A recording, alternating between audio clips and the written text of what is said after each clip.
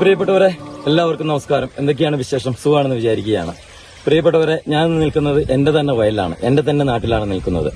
ഒട്ടനവധി മൺമറഞ്ഞുകൊണ്ടിരിക്കുന്ന നമ്മുടെ കൃഷിയിടങ്ങള്, കൃഷി മേഖലകളൊക്കെ ഇന്ന് അന്യം നിന്ന് പോയിക്കൊണ്ടിരിക്കുന്ന ഒരവസ്ഥയിലാണ്. നമ്മുടെ ഞാറ് പറിക്കാനായി ഇത് വയലേലകൾ ഒരുങ്ങിക്കഴിഞ്ഞിരിക്കുന്നു. എന്നിരുന്നാൽ തന്നെയും ഒത്തിരി സ്ഥലങ്ങളിലായിട്ട് കാപ്പികളും വാഴകളൊക്കെ നിങ്ങൾ കാണുന്നുണ്ടാവും. ഇന്ന് എന്നോടൊപ്പമുള്ളത് എന്റെ സുഹൃത്തായ ആണ്ടൂർ ബാലകൃഷ്ണനാണ്. നടനും പ്രശസ്ത സിനിമ പ്രവർത്തകനും ആകാശവാണിയിലൊക്കെ വർക്ക് ചെയ്തുകൊണ്ടിരിക്കുന്ന ബാലകൃഷ്ണനാണെന്നുള്ളത്. അദ്ദേഹത്തിന്റെ കുറച്ച് ഒരു പ്രധാനപ്പെട്ട ആശയങ്ങളിലേക്ക് നമുക്ക് പോകാം. ഒപ്പം തന്നെ മനോഹരമായ കാഴ്ചകളിലേക്ക് നിങ്ങളെ ഞാൻ കൊണ്ടുപോവുകയാണ്. പോകാം നമുക്ക് കാഴ്ചകളിലേക്ക്, കാണാം നമുക്ക് വീഡിയോസ്.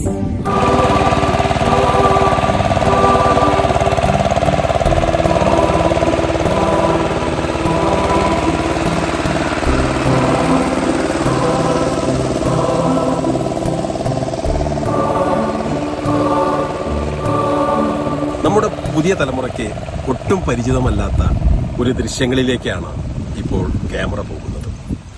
ഞാനിപ്പോൾ നിൽക്കുന്നത് അമ്പലവയൽ പഞ്ചായത്തിൽ ആണ്ടൂർ എന്ന എന്റെ അതിമനോഹരമായ ഗ്രാമത്തിൽ 8-ാം വാർഡിലെ ഒരു വിശാലമായ വയലിലാണ് നിൽക്കുന്നത്. എന്റെയൊക്കെ കുട്ടിക്കാലത്ത് ഈ വാഴത്തോട്ടങ്ങളോ അങ്ങ് ദൂരെ കാണുന്ന കാപ്പിത്തോട്ടങ്ങളോ കവുങ്ങ് പാടങ്ങളോ ഒന്നും ഉണ്ടായിരുന്നില്ല. ഇവിടെയൊക്കെ സമൃദ്ധമായി വളരുന്ന നെൽച്ചെടികൾ തന്നെയായിരുന്നു. അക്കാലത്ത് ആദിവാസി സുഹൃത്തുക്കൾ ഞാറു പറച്ച് അത് നടുന്ന തിരക്കിലാണ്. ഇവിടെയും ചളിയുടെയും ചേറിന്റെയും മണമാണ്.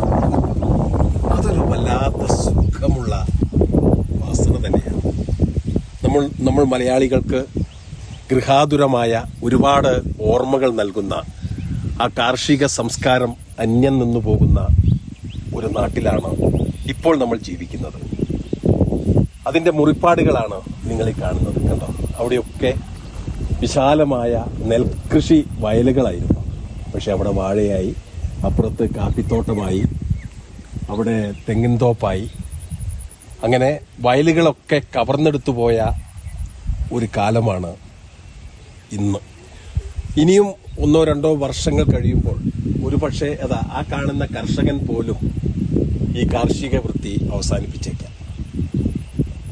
അരി കടയിൽ നിന്ന് വാങ്ങുന്നത് എന്ന് മാത്രം പറയുന്ന കുട്ടിക്ക് ഒരു പുതിയ പാഠം നൽകാൻ ഇനിയെങ്കിലും ആളുകൾ മുമ്പോട്ട് വരണം. കാർഷിക വൃത്തിയിലേക്ക്, പ്രത്യേകിച്ച് നെൽകൃഷിയിലേക്ക് അവന്റെ ശ്രദ്ധ പതിയണം. നെൽകൃഷി ഒരു ലാഭത്തിന് വേണ്ടി ചെയ്യുന്നതല്ല. മനുഷ്യന്റെ നിലനിൽപ്പിനും അവന്റെ ഭക്ഷണ രീതികൾക്കും ഏറ്റവും അനുയോജ്യമായ മലയാളിയുടെ ഭക്ഷണം ചോറ് തന്നെയാണ്. അതിന് പകരമായി കുഴിമന്തിയും ബിരിയാണിയും നെയ്ച്ചോറും ഒക്കെ എത്ര വന്നാലും നമുക്കെന്നും ഇഷ്ടം ചോറും സാമ്പാറും അവിയലും ഒക്കെ കൂട്ടി ഊണ് കഴിക്കുന്നതാണ്. ഇനി വരുന്നത് ഓണക്കാലമാണ്. ഈ ഓണക്കാലത്തും ഒരു കുത്തരിച്ചോറിന്റെ രുചിയില്ലാത്ത ദിനങ്ങളാണ് നമ്മുടെ മുമ്പിലുള്ളത്. റേഷൻ കടയിൽ നിന്നും അതേപോലെ പലവ്യഞ്ജന കടയിൽ നിന്നും വാങ്ങുന്ന കളർ ചേർത്ത അരി വേവിച്ച് സദ്യ ഉണ്ണേണ്ട ഗതികേടിലാണ് മലയാളി. ഈ ഒരു കാലം മാറിയേ തീരും. പണ്ടാരോ പറഞ്ഞതുപോലെ ഈ കാലവും നമ്മൾ കടന്നു പോകും. വീണ്ടും കാർഷിക വൃത്തിയിലേക്ക്, നെൽകൃഷിയിലേക്ക് നമ്മൾ തിരിച്ചു വരും. അങ്ങനെ സമൃദ്ധമായ ഒരു പച്ചപ്പിന്റെ കാലമുണ്ടാവട്ടെ എന്ന് ആശംസിക്കുന്നു.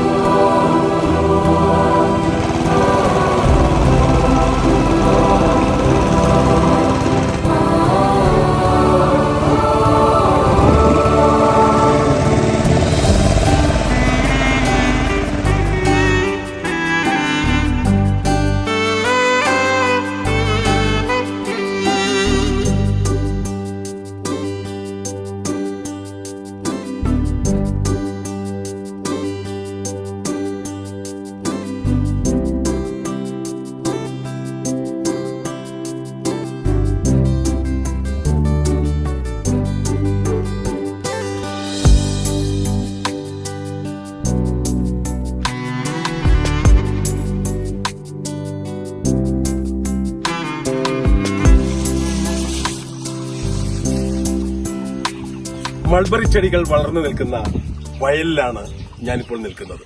നേരത്തെ പറഞ്ഞതുപോലെ തന്നെ ഇവിടെയൊക്കെ നെൽകൃഷിയുള്ള സ്ഥലങ്ങളായി.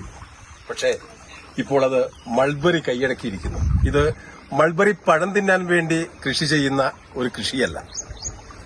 പട്ടുനൂൽ ഉണ്ടാക്കുന്ന പട്ടുനൂൽ പുഴുക്കൾക്ക് ആഹാരമായി ഈ ഇലയാണ് നൽകുന്നത്. ഈ മൾബറിയുടെ ഇലയാണ് ആഹാരമായി നൽകുന്നത്. ഇതിന്റെ പ്രധാന മാർക്കറ്റ് കർണാടകയിലെ മൈസൂറും ബാംഗ്ലൂരുമാണ്. അപ്പൊ ഇവിടുന്ന് പട്ടുനൂല് ഉൽപ്പാദിപ്പിക്കുന്ന കൊക്കൂൺ ഉണ്ടാക്കിയിട്ട് അവര് കർണാടക സ്റ്റേറ്റിലേക്ക് കൊണ്ടുപോകും.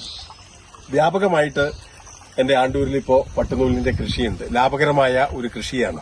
ഇത് കർഷകനെ കുറ്റം പറഞ്ഞിട്ട് കാര്യമില്ല. കാരണം പല കൃഷികളും പരാജയപ്പെടുമ്പോൾ പലതും അവൻ പരീക്ഷിക്കും. അങ്ങനെയാണ് ഒരുപാട് ആളുകൾ ഈ പട്ടുനൂൽ കൃഷിയിലേക്ക് എത്തിയിരിക്കുന്നത്, ഈ മൾബറി കൃഷിയിലേക്ക് എത്തിയിരിക്കുന്നത്.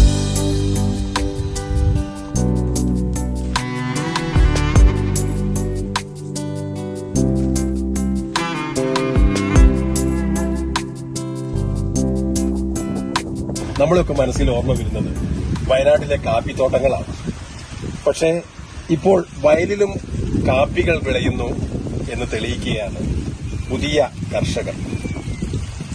ഇത് റോബസ്റ്റ കുള്ളൻ ഇനത്തിൽപ്പെട്ട കാപ്പിയാണ്. ഇതാ സമൃദ്ധമായിട്ട് വിളഞ്ഞു നിൽക്കുന്ന കാപ്പി. എത്ര പെട്ടെന്നാണ് നമ്മുടെ കൃഷി സംസ്കാരം മാറുന്നത്. ഒരുപക്ഷെ സാധാരണ വയനാടൻ കാപ്പികളിൽ ഇപ്പോൾ ഇങ്ങനെ ചെറിയ അരിമണി പോലെ കാപ്പി വളർന്നു വന്നിട്ടേ ഉണ്ടാവുള്ളൂ. പക്ഷെ ഇത് പഴുത്തു തുടങ്ങി, കണ്ടോ? ഈ ചുവന്ന കാപ്പിക്കുരു നിങ്ങൾക്ക് കൃത്യമായിട്ട് കാണാം. ഒരുപക്ഷെ ഒരു മാസം കൊണ്ട് തന്നെ ഇത് വിളവെടുക്കുന്ന രീതിയിലാകും. പക്ഷെ വയനാടൻ കാപ്പി വിളവെടുക്കണമെങ്കിൽ ഇനിയും 3-4 മാസം കഴിയണം. അതാണ് ഈ രണ്ട് കൃഷി രീതികൾ തമ്മിലുള്ള വ്യത്യാസം. ഈ കാപ്പിച്ചെടികൾ നനയ്ക്കാനുള്ള കുളം ഇവിടെ നിർമ്മിച്ചിട്ടുണ്ട്. അപ്പോൾ വളരെ പ്ലാനിങ്ങോടെയുള്ള ഒരു കൃഷിയാണ് ഇത്. അതുപോലെ തന്നെ സാധാരണ നമ്മൾ വയനാടൻ കാപ്പി വളർത്തുന്ന അത്ര പരിചരണം പോരാ. ഇത്തരം പുതിയ ചെടികൾക്ക് നല്ല പരിചരണം, നല്ല വെള്ളം, കൃത്യമായിട്ടുള്ള വളം, ഇത്തരം കാര്യങ്ങളൊക്കെ ഉണ്ടെങ്കിൽ മാത്രമേ ഇങ്ങനെ സമൃദ്ധമായിട്ട് കാപ്പിച്ചെടി വളരൂ, ഇങ്ങനെ കായ്ഫലമുണ്ടാകും. കാപ്പി കൃഷി എപ്പോഴും ഈ കാലാവസ്ഥയെ മാത്രം ഊന്നിക്കൊണ്ട് ചെയ്യാൻ പറ്റുന്ന ഒരു കൃഷിയാണ്. പക്ഷെ ഇപ്പോൾ മോട്ടറും മറ്റ് ജലസേചന മാർഗങ്ങളുമൊക്കെ അവലംബിക്കുന്നത് കൊണ്ട് അത്തരമൊരു പ്രശ്നമില്ല. എങ്കിലും നിലവിൽ ഇപ്പോൾ കുരുമുളകിനേക്കാൾ കൂടുതൽ ആളുകൾ ശ്രദ്ധിക്കുന്നത് കാപ്പി കൃഷിയിലേക്ക് തന്നെയാണ്. അതുകൊണ്ടാണ് വയലിൽ പോലും ഈ കാപ്പി കൃഷി ഇങ്ങനെ സമൃദ്ധമായിട്ട് എല്ലാവരും നടത്തുന്നത്.